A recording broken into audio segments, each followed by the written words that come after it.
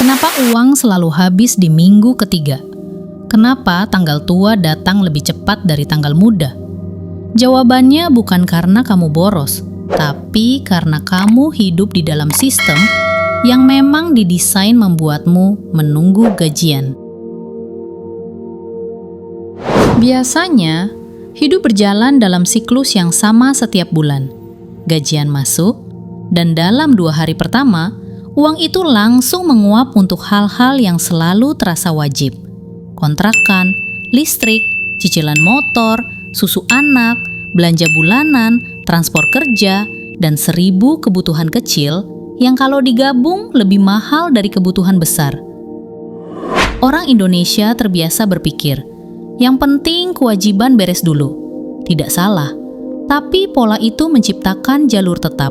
Uang keluar dalam volume paling besar tepat setelah masuk. Dan setelah itu, hari-hari berjalan lebih lambat. Pengeluaran kecil mulai terasa berat karena sisa uang makin tipis. Minggu pertama aman, minggu kedua mulai berhitung, minggu ketiga mulai menahan diri, minggu keempat harap-harap cemas. Ayo cepat gajian. Dan yang paling ironis, pola ini terjadi di seluruh negeri, dari kota besar sampai pelosok, dari pekerja kantoran sampai buruh harian, dari keluarga menengah sampai yang pas-pasan. Ini bukan masalah individu, ini pola nasional. Tapi suatu hari, kamu mulai sadar ada yang salah, karena makin lama saldo yang tersisa makin tidak masuk akal.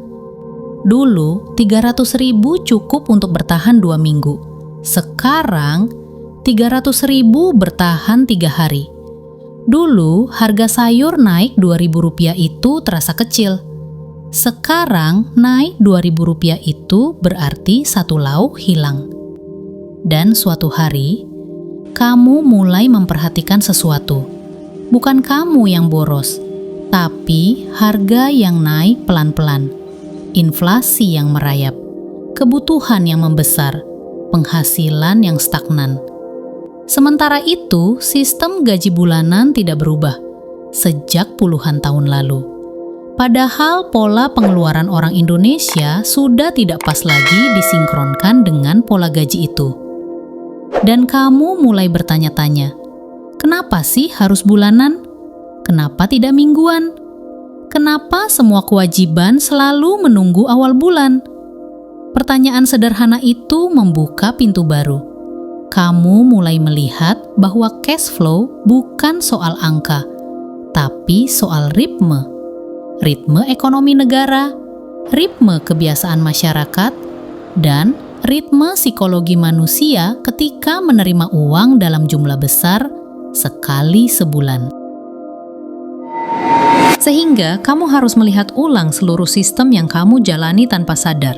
Karena kalau uang masuk sekali dan keluar dalam gelombang besar, kamu otomatis masuk ke cash flow trap, perangkap aliran uang yang memaksa kamu hidup menunggu tanggal muda.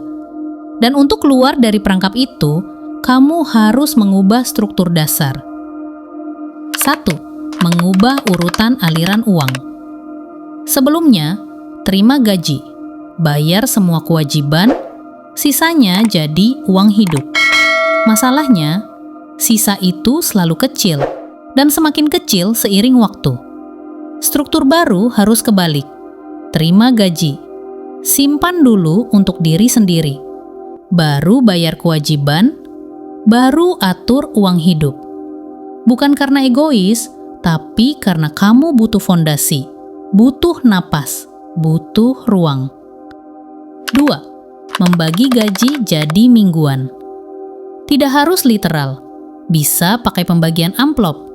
Minggu 1, minggu 2, minggu 3, minggu 4. Semua dipecah rata, agar ritme uang mengikuti ritme pengeluaran, bukan sebaliknya.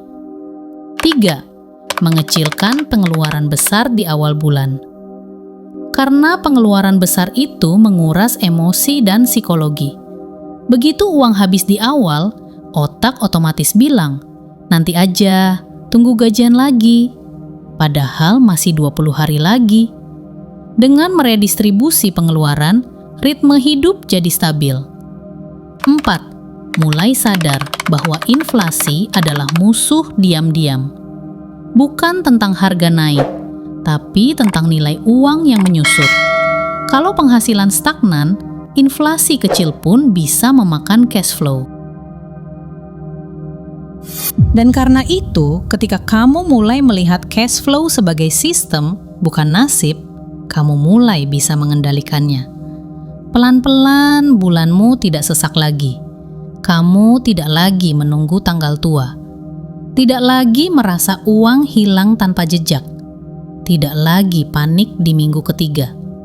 Karena kamu mengubah cara uang mengalir. Kamu ubah ritmenya. Kamu ubah urutannya. Kamu ubah strukturnya. Dan saat cash flow stabil, hidup terasa lebih tenang. Bukan karena jadi kaya, tapi karena kamu tidak lagi hidup dalam mode bertahan. Kamu kembali punya ruang, punya pilihan, punya kendali. Dan pelan-pelan, kamu sadar bahwa kebebasan finansial bukan soal jumlah uang, tapi soal kemampuan mengatur alirannya. Karena cash flow yang stabil adalah bentuk kebebasan paling sederhana dan paling nyata.